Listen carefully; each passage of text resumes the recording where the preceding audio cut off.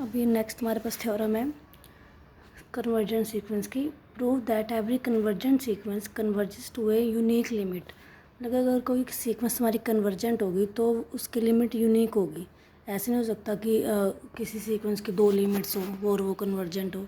तो हमें यही प्रूव करना है कि इसकी यूनिक लिमिट होगी। तो उसके लिए पहले हम क्या करेंगे, सपोज कर लेते हैं, हम वही उल्टा सपोज कर लेते हैं। Suppose that convergent sequence a n convergence to two distinct real number l and l dash. तो ये दो रियल नंबर ले लिए जिसको कन्वर्जन सीक्वेंस कन्वर्ज कर रही है। वही कन्वर्जन सीक्वेंस की डेफिनेशन लगा देंगे। क्या थी definition? Let epsilon greater than 0 be a given real number since a n converges to l therefore there exist a positive integer m such that a n minus l less than epsilon by 2 for all n greater than equal to m1। तो यही हमने क्या किया, वही definition लगा ली conversion sequence वाली। अब एक ए एन एल को अप्रोच कर रहा था, दूसरा कहाँ किसको अप्रोच कर रहा है, ए एन कन्वर्ज कर रहा है एल डैश को। सो देयर एग्जिस्ट है वही पॉजिटिव इंटीजर नंबर। अब इसमें m2 ले लिया, उसमें m1 लिया, तो इसमें m2 ले लिया हमने। तो वही डेफिनेशन लगा दी, a n minus l dash less than epsilon by 2 for all n greater than equal to m2। ये सारी तुमने कंटिन्यूस फंक्शन में पीछे एडवांस कैलकुलस किया था ना थर्ड सेम में, सेम ऐसी थ्योरम्स आई थी, वही है सारी थ्योरम्स है। बस इसमें क्या होगा, सीक्वेंस में लग जाएंगी वो थ्योरम में। तो अब हमने m मान लिया maximum of m1 and m2। So using 1 and 2 हमारे पास क्या बन जाएगा, a n minus l less than epsilon by 2 and a n minus l dash less than epsilon by 2 for all n greater than equal to m। वही m1 m2 की जगह हमारे पास m आ जाएगा क्योंकि हमने m को मैक्सिमम ले लिया। Now l minus l dash modulus l minus l dash जो है इसको लिख सकते हैं l माइनस ए एन में ए एन माइनस कर दिया, ए एन प्लस कर दिया। तो मॉडुलस ये पता फंक्शन होता है तुम्हारे पास less than equal to mod l minus a n plus mod a n minus l dash. Inequality लग जाएगी तुम्हारे पास equal to a n minus l minus a n को ए एन माइनस एल लिख सकते हैं। मॉडुलस में कोई फ़र्क नहीं पड़ेगा नेगेटिव पॉजिटिव का, क्योंकि वो साइन पॉजिटिव ही हो जाते हैं वो। तो plus a n minus l, दोनों की वैल्यू क्या थी हमारे पास यहाँ पर, epsilon by 2 plus epsilon by 2 से लेस थे दोनों। तो epsilon by 2 plus epsilon by 2 क्या आ गया, लेस देन एप्सिलॉन, मतलब mod l minus l dash less than epsilon आ गया। अब एप्सिलॉन को तुम, हमारे पास बहुत छोटी क्वांटिटी होती है तो तुम कुछ भी मान सकते हो। एप्सिलॉन को तुम मान लो कि वो l minus l dash equal to 3 है, modulus l minus l dash equal to 3। अगर हमने ये ले लिया एप्सिलॉन, देन फोर्थ बिकम्स ये जो L minus l dash less than epsilon है, ये फोर्थ इक्वेशन है तुम्हारे पास। ये क्या बन जाएगी, L minus l dash less then mode l minus l dash by 3। तो ये less than L minus l dash by 3 बन रहा है, लेकिन ये कंट्राडिक्शन है क्योंकि एल माइनस एल डैश अब जैसे 1 है वो, मान लो एल माइनस एल डैश, तो 1 लेस देन 1 बाय 3 तो हो नहीं सकता। तो ये कंट्राडिक्शन है, तो हम our supposition is wrong. So this shows that convergent sequence a n converge to a unique limit.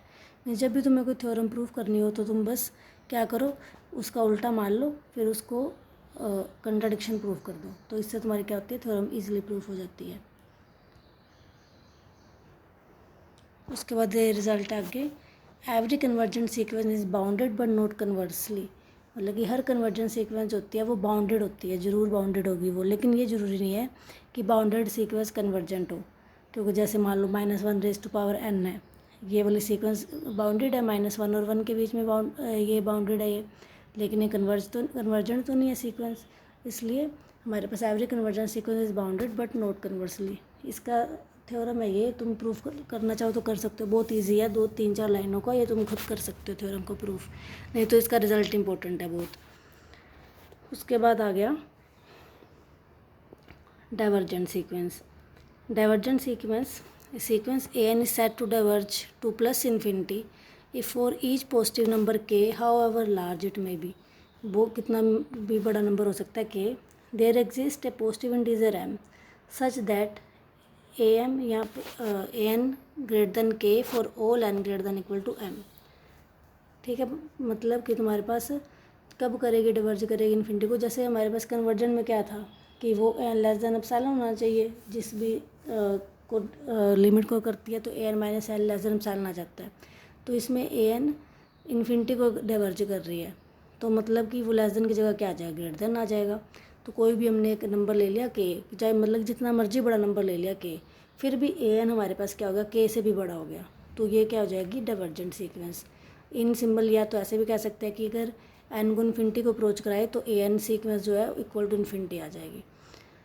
तो जैसे 3 6 9 3n ये सीक्वेंस है। अब इसको एन इन्फिनिटी को अप्रोच करेगी तो सीक्वेंस इन्फिनिटी को अप्रोच कर जाएगा। एन स्क्वायर है, ये भी इन्फिनिटी को अप्रोच करेगी। एन सीक्वेंस एन ले लो, वो ये भी इन्फिनिटी को अप्रोच करेगी। तो ये सारी सीक्वेंस क्या है तुम्हारे पास, डाइवर्जेंट सीक्वेंस। अब ये था प्लस इन्फिनिटी को अप्रोच किया, या हो सकता है माइनस इन्फिनिटी को डाइवर्ज करे, डाइवर्ज टू माइनस इन्फिनिटी। बस इसमें क्या आ जाएगा, if to each negative number, इसमें हमने नेगेटिव नंबर ले लिए, k however small it may be there exist a positive integer m such that a n less than k, क्योंकि नेगेटिव है तो नेगेटिव में हमारे पास क्या आ जाएगा यहाँ पर, a n less than k for all n greater than equal to m, क्योंकि नेगेटिव की तरफ जाते हैं तो जितना बड़ा नंबर होता है वो उतना छोटा होता जाता है, इसलिए हमने यहाँ पर a n less than k लेंगे for all n greater than equal to m. और इक्विवेलेंटली ऐसे भी कह सकते हैं, क्योंकि हमने यहाँ पर क्या लिया था, इज़ टू नेगेटिव नंबर के, इसमें नेगेटिव नंबर के लिया था, नेगेटिव में लिया था। अगर हम पॉजिटिव में लिखते हैं ये चीज़ कि positive number is diverge to minus infinity to each positive number, या नंबर है के हाउएवर लार्ज, मतलब जितना मर्जी लार्ज हो, तो there exist a positive integer m such that, अगर पॉजिटिव लेंगे तो ए एन क्या आ जाएगा, लेस देन माइनस के। तो यहाँ पर हम क्या आ जाएगा, बस के की जगह माइनस के कर दिया for all n greater than equal to m. तो यह ऐसे कह सकते हैं कि लिमिट अगर इन्फिनिटी एन इन्फिनिटी को अप्रोच करेगा तो ए एन किसको अप्रोच कर जाएगा, माइनस इन्फिनिटी को। वही a sequence which either diverge to plus infinity और to minus infinity is said to be a divergent sequence. जैसे एग्जांपल -3 -6 -9 -3n, तो ये किसको अप्रोच कर रही है, माइनस इन्फिनिटी को। -n² माइनस इन्फिनिटी को अप्रोच करेगी। मतलब कोई भी सीक्वेंस या तो वो डाइवर्ज कर जाए प्लस इन्फिनिटी को या माइनस इन्फिनिटी को, तो वो सीक्वेंस को क्या कहेंगे हम, डाइवर्जेंट सीक्वेंस। उसके बाद आती है ओसिलेटरी सीक्वेंस।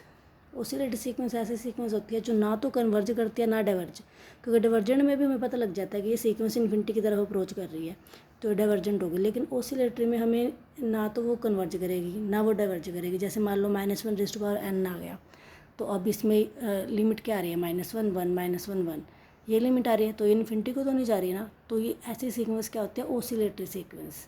ठीक है। और ओसिलेटरी के भी दो पार्ट होते हैं, एक होता है ओसिलेटिंग फाइनाइटली, एक ओसिलेटिंग इनफाइनाइटली।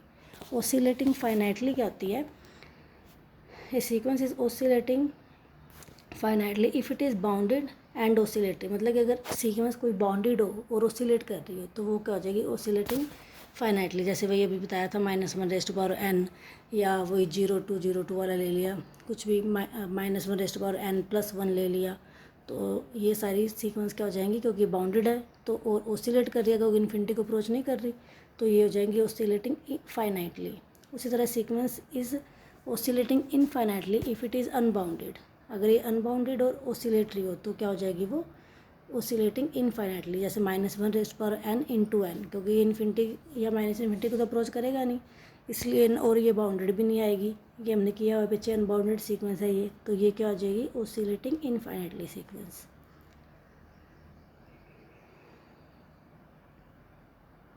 उसके बाद है नल सीक्वेंस। नल सीक्वेंस सिंपल, इससे पता ही लग रहा है तुम नल सीक्वेंस से क्या होगा कि sequence is said to be null sequence if a n converge to 0। अगर कोई सीक्वेंस 0 को कन्वर्ज कर जाए तो उसे कहते हैं नल सीक्वेंस। जैसे 1/n 1/n², 1/2n, कुछ भी इस तरह की सीक्वेंस क्या आते हैं, सारी नल सीक्वेंस। अब इसमें एक थ्योरम है, a sequence a n is a null sequence if and only if modulus of a n is a null sequence. मतलब कि अगर कोई सीक्वेंस नल सीक्वेंस है तो उनकी उसकी मॉडुलस सीक्वेंस भी क्या होगी, नल सीक्वेंस। तो let a n be null sequence. तो नल सीक्वेंस की डेफिनेशन क्या थी कि limit n approaches to infinity a n equal to 0। तो इसकी लिमिट 0 आ रही है, तो वही उसके बाद कन्वर्जेंट, मतलब कि 0 को कन्वर्ज कर रही है, तो कन्वर्जेंट सीक्वेंस वाली डेफिनेशन लगा देते हैं। क्या थी वो, for given epsilon greater than 0 there exist a positive integer m such that a n -0 less than epsilon for all n greater than equal to m। अब ए एन -0 क्यों लिया, क्योंकि हमारे पास लिमिट इसमें क्या आ रही थी, 0। तो ए एन -0 क्या बन गया, ए एन।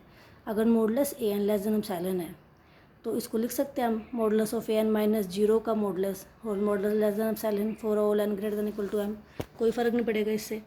सो बस यही हमने प्रूव करना था sequence modulus a n converge to zero and hence modulus a n is a null sequence.